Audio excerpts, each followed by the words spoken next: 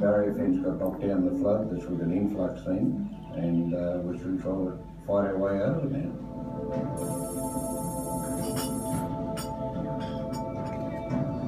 Over the years you get immune to it, but there's nothing worse than going out and see stock torn to pieces, especially you get a pack of dogs, they play with them. They don't just kill to eat, it's a sport for them.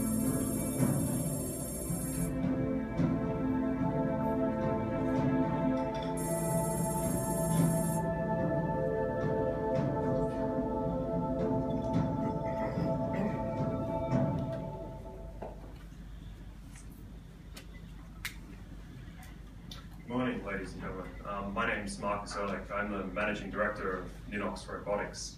This is Daniel Vogelnest. He's our Technical Director. As you can see from that video, Australia has a problem. We have a conservatively estimated $1 billion problem each year, where we have about approaching a dozen invasive species that do about $1 billion of damage a year, but in some cases substantially more according to different estimates. If you pass that great dividing range out there, you have farmers like Walter, and you have many farmers like Walter who every day deal with this problem that can annihilate sheep mobs, that can damage Australia's beef industry, that spreads diseases, and has been doing so for the past couple of hundred years, ever since we colonised this continent. Since Australia was founded, we attempted to do all sorts of things to control the problem. It's one of the reasons why we built the CSIRO. The problem is, some of those methods are working modestly, and a lot of them are failing utterly.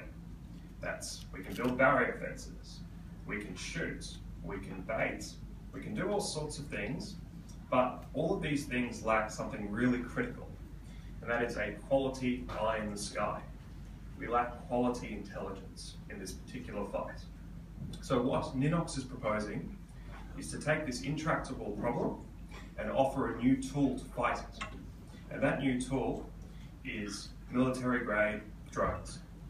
To this extent, what we've been doing is working with CASA to undertake a trial of this particular system, the Spylight system, one of the world's great mini tactical UAVs built by Bluebird. And we are conducting a 3-week-long test. In these tests, there's been a number of firsts. We've got beyond visual line of sight capability, which has been currently not allowed for any other civilian UAV or drone company.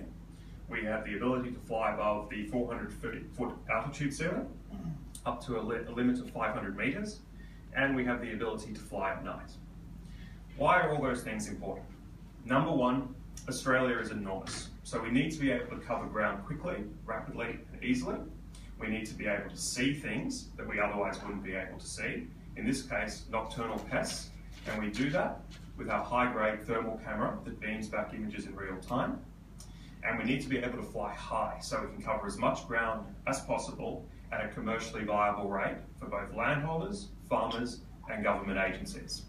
So we've just undertaken the first week of our Ninox Robotics trial, and we've had some terrific results. And we would love to show you a bit of a summary video of what we've been able to achieve, and then I'll summarise those points straight after the video.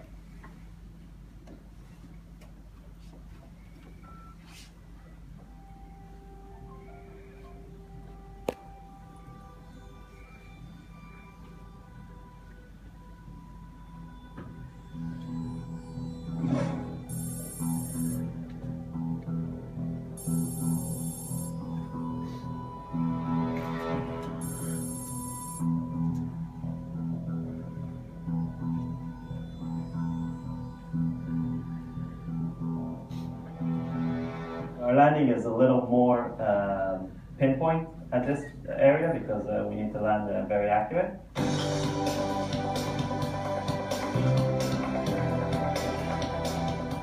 So Ninox is all about the ability to utilise the full suite of Ninox Robotics potential services, from disaster relief, search and rescue, through to biosecurity and intelligence, and proving those concepts out. There are 4 key elements for Ninox Robotics tonight in this evening's test. The biggest one is the ability to go over a large flock of sheep. Within that flock of sheep are 2 guardian dogs, we want to be able to differentiate using infrared and normal visual sight, the ability to have a look at those two dogs and be able to distinguish them from the large flock they're protecting.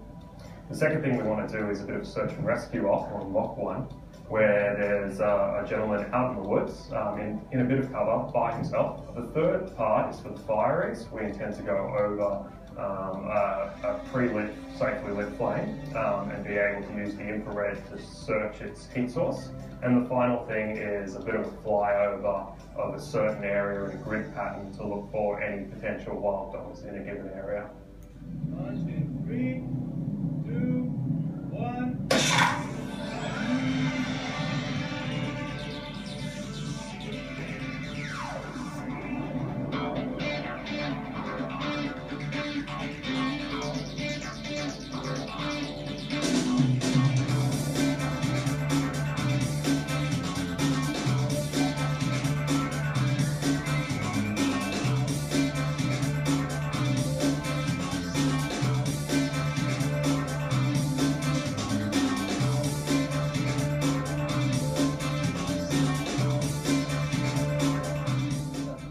This is the dog. Yeah. This is the dog.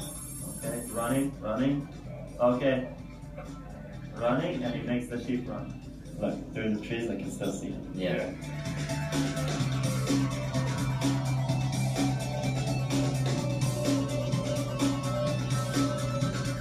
It's pretty hot. It is hot. Could be Jen. Moving slowly. It's not moving at all. There's a train in front It's of not moving at all.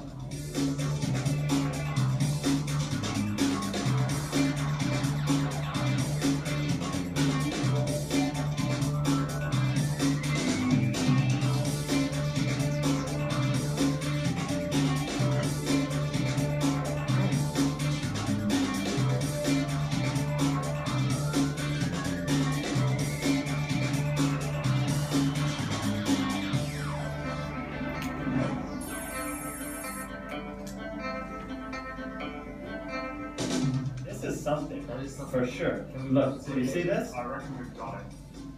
Put something. We're not in this area. No, this isn't the woods. And it's just standing there. They got pigs? Going back? There was a hot shape spotted by the drone.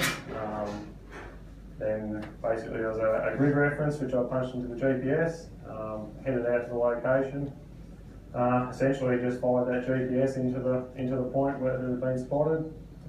Once we got in a bit closer, spotted there was pigs hiding under a tree.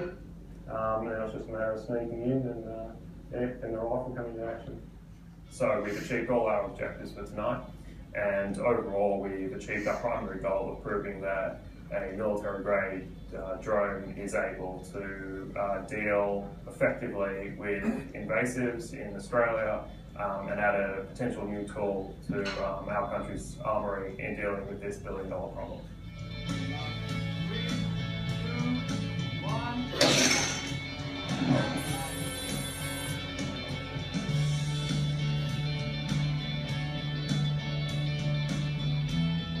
We had a number of boxes ticked.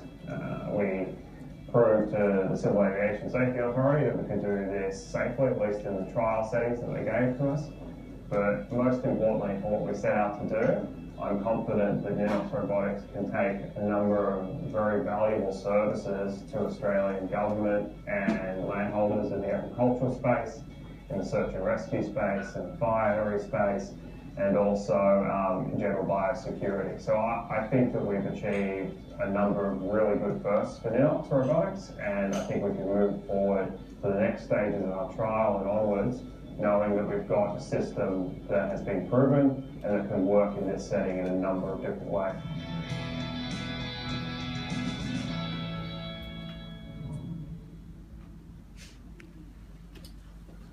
So, next steps for Ninox. We are undertaking another couple of weeks of trials. This week, currently as we speak, I think another flight's going to leave in about 2 hours. And then we're doing a final week in Armidale with the Department of Primary Industries, New South Wales. And our plan is to put some ex-ADF, Australian Defence Force, former drone pilots through their paces to see if they can come on board as our first team upon commercialisation, and move forward to offer this array of services to various government agencies, farmers and landholders to deal with biosecurity intelligence, search and rescue issues, fire mapping in real time, and a number of other agronometric measures for cropping and the like. So we think this is a fantastic platform, one that we can utilise in all manner of ways to help Australia. And I think that coming into the Asian century, it's important that we get the most out of our continent. And I think we will help do that with this particular system and the Ninox service. That's the formal end of the presentation. If you guys have any questions for either myself or Dan. Yes? Drones are nothing new for agriculture. What's new about this product?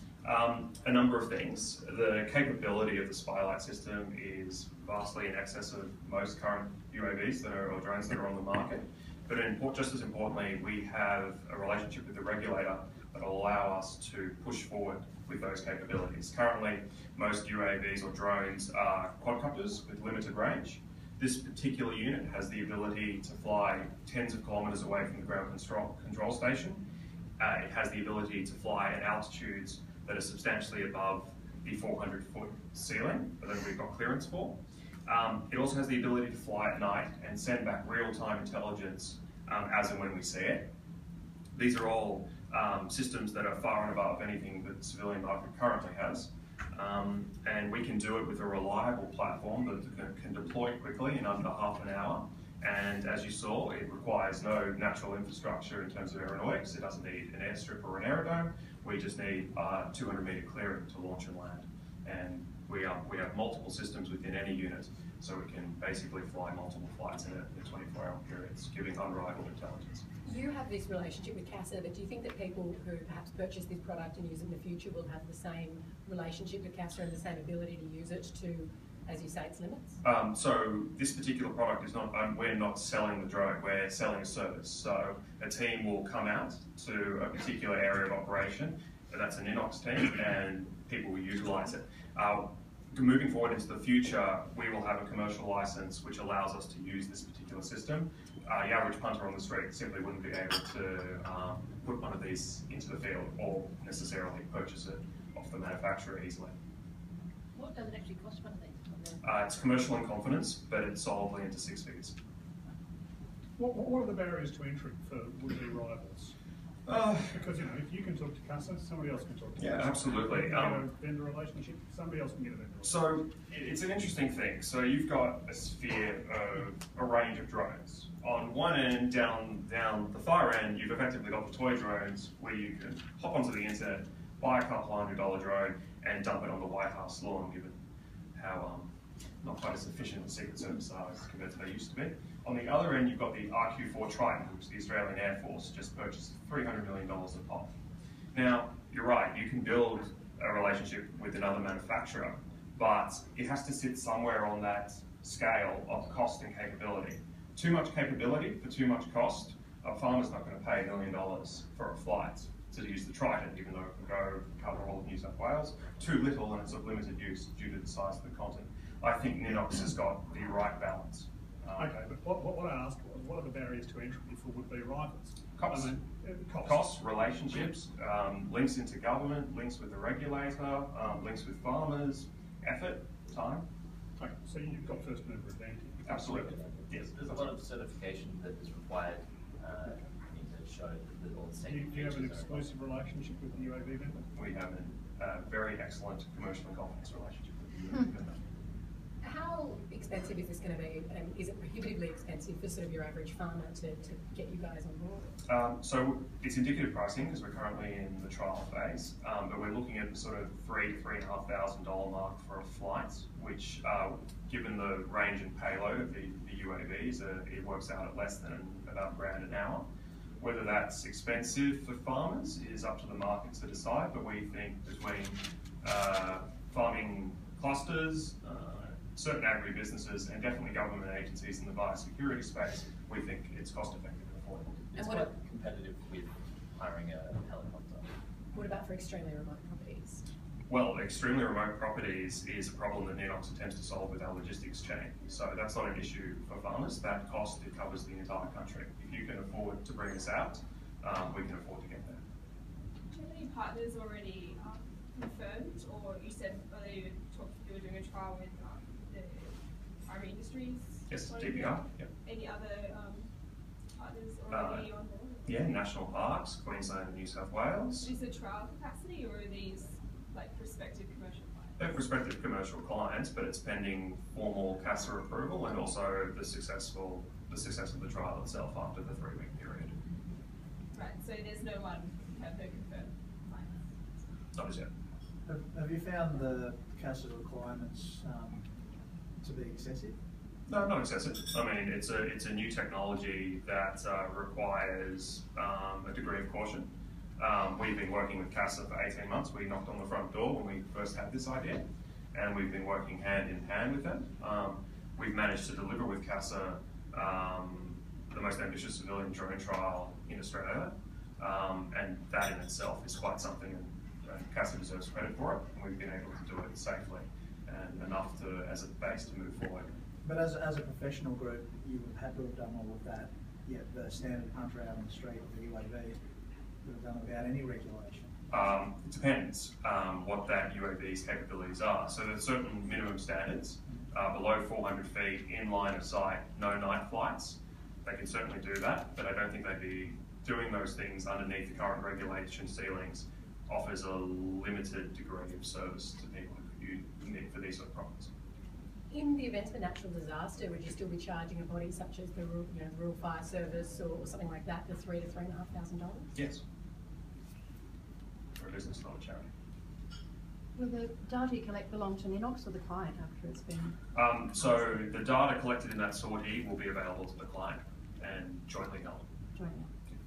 So you've done trials in Queensland and you've got no one happening in Armidale. Are you going to be doing any other trials in other states and territories? Yeah, so this week we're in Moonee, southern Queensland, and next week we're in Armidale outside Walker. But we only have clearance for the trial over these 3 weeks.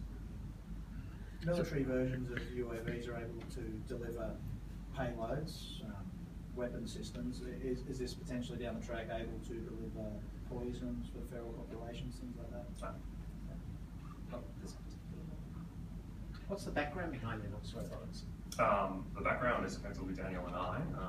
I'm a lawyer by training, but I focus on entrepreneurialism now, and Daniel is a mechatronics engineer. So it's a completely Australian company. 100%. So what might the average cost be if you're trying to eliminate some feral dogs? I mean, you'd have to have some shooters, you'd have to have 4-wheel drives, it wouldn't just be a $3,000 job. You might, depends how big your farm is, depends how many dogs there are, but I mean, what sort of scenario might you say to a farmer that it might cost 10 or 20K to eradicate? We're trying to quantify that in the middle of the trial. But given how much farmers are currently spending, and more importantly, how much they're currently losing on this problem, I mean, I know I've spoken to a number of farmers who have lost 6 figures worth of sheep over the last couple of years. There's one guy who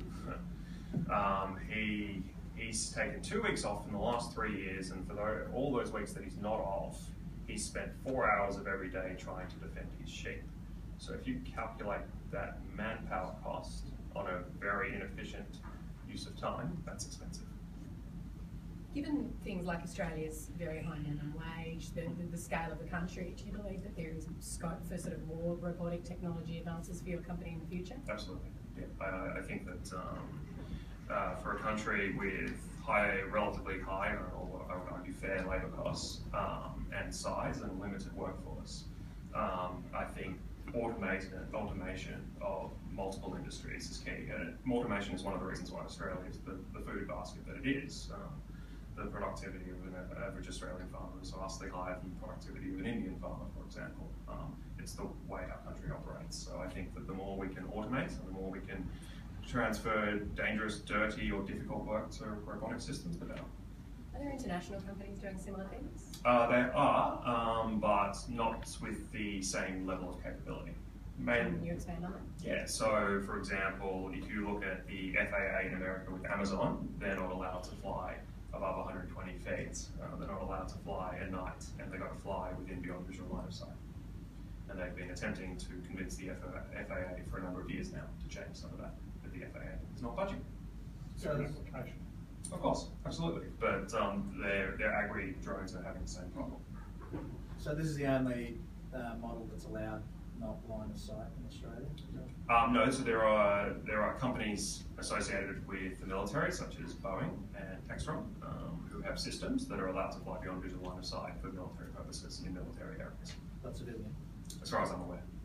Can you just have a more relationship with CASA? So you have vision for this trial clearly, Yes. and then ongoing when you have commercial clients, well, what's the steps you have to go through to notify CASA each flight? Yeah, so Will there be different restrictions, different locations? yeah, so this is a process that's currently being worked out with CASA. Our next step is to apply for a full commercial license, and that will delineate the various restrictions we may have on full commercial operations, but that's in negotiations at the moment. Time frame you're looking at until a farmer can bring you up and say come out? I'm hoping by the end of this year, but it's not entirely in my control. How much interest have you had from sort of individual farmers? Lots.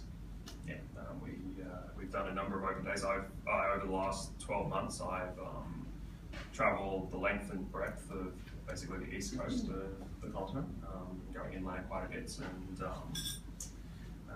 lots of people are hoping that this won't be the silver bullet, but it could be the best tool we've got for this problem. They've expressed that to me.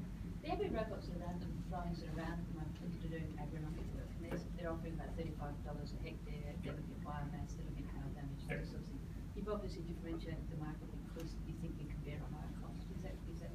Yeah, that's reasonably accurate. But one of the reasons why we're trying to do this trial is to work those costs out to a fine point. And will you be able to go on a hectare basis or just an hour basis? It would be by sortie basis, so a flight, because it's quite expensive to bring out a whole crew and autonomously launch and then supply that crew in the field. What's the capability of the drone? How long can it fly? So this particular system has an average of a 3 to 4 hour flight time. It can do up to 50 k's away from the ground control station. In certain circumstances, it can do up to 80 kilometres, but that's basically if you stick the control tower on a hill. How's the world record for 120 kilometres? Yeah, but that won't be provided to the civilian market. And it has the ability to fly to bring back real-time data in thermal from those sort of ranges, which is quite something for the civilian sphere. Daniel, if we could ask you, what were some of the sort of perhaps tech hurdles that you had in doing this in the air? Mostly. Sorry, could we give you We'll reach out just after the Yeah, sure. Most of the problems that we've faced have been regulatory. The technical capabilities of this drone exceed what we are able to do, so there really haven't been many limitations on that front. The camera systems are more than sufficient for our purposes. And how did you develop it? So Bluebird, our manufacturer, we went to them and we obviously discussed our requirements and they discussed what they could do, and that's how it happened. So where are they manufactured? In Israel. They have quite a large manufacturing area. How has your field changed over recent years? It seems to be rapidly evolving. It certainly is. Not too long ago, the multi-copters, quadcopters, they weren't around, and the CASA regulations, I'm going to go back to that again, they don't even include that in the current laws. The technology is improving and the system is quite modular, so we can upgrade as technology does improve, put better cameras on them as they become available, better batteries, etc. Can you just join the dots for me? If you send out a drone, or UAV, sorry, and it spots a pack of feral dogs, how does that stop the feral dogs? Because feral dogs are mobile, and it could be that, you know, by the time the shooter gets to the GPS coordinates, the dogs have run away. Look, that's true. There is some circumstances where we will not be able to take said sharpshooter, provide that information to him, get him to the location, and the dogs have moved on. What we can do is we can take manual control over the UAV and stay on these dogs for the hours of the flight.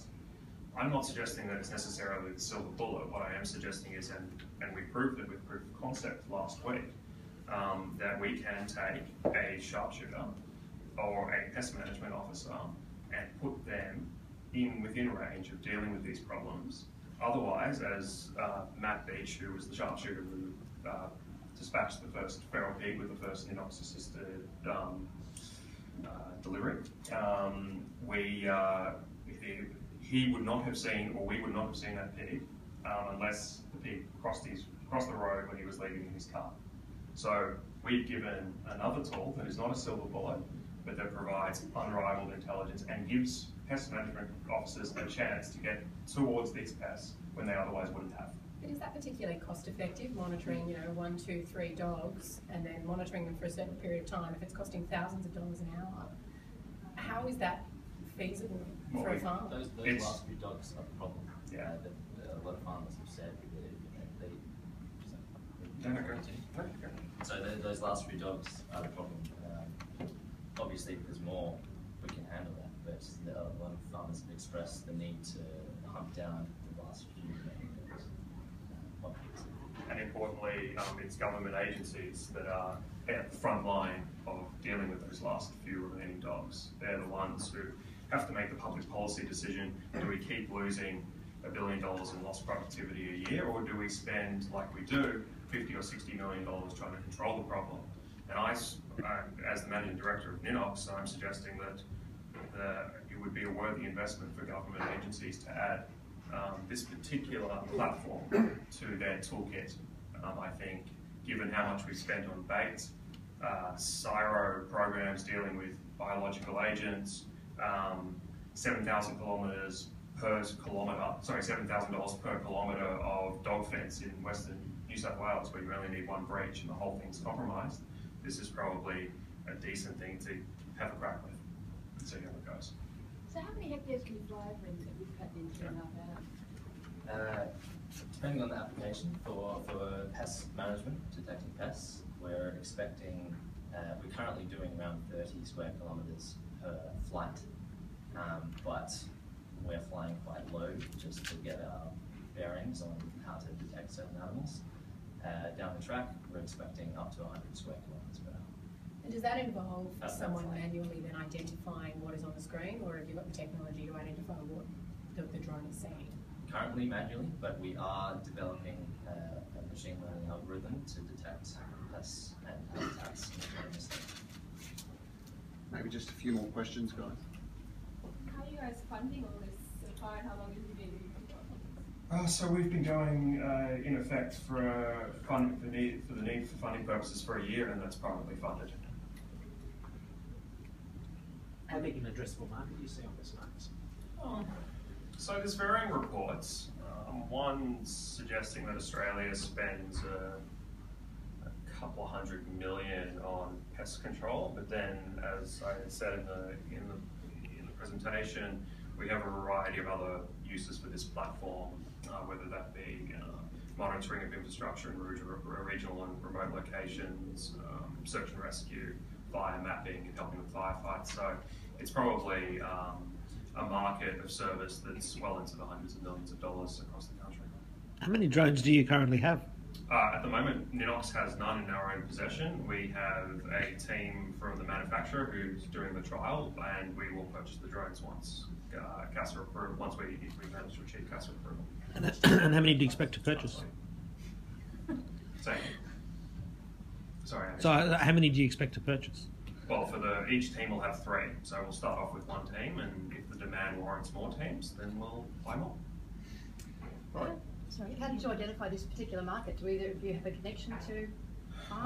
Well, I was just reading about the problem, and I had a decent knowledge of the capabilities of robotics in the non-civilian sphere, and I simply thought that this is something that could potentially benefit the country, and I ran with it. And if you can perfect automatic recognition, would it be feasible for weeds as well as animals, or not cost effective? Yes, there has been some, I've seen some university projects doing such a thing. They've been pretty basic and not completely successful, but we for sure plan to develop that. Thanks, guys. Marcus can do some one-on-ones afterwards if you're interested.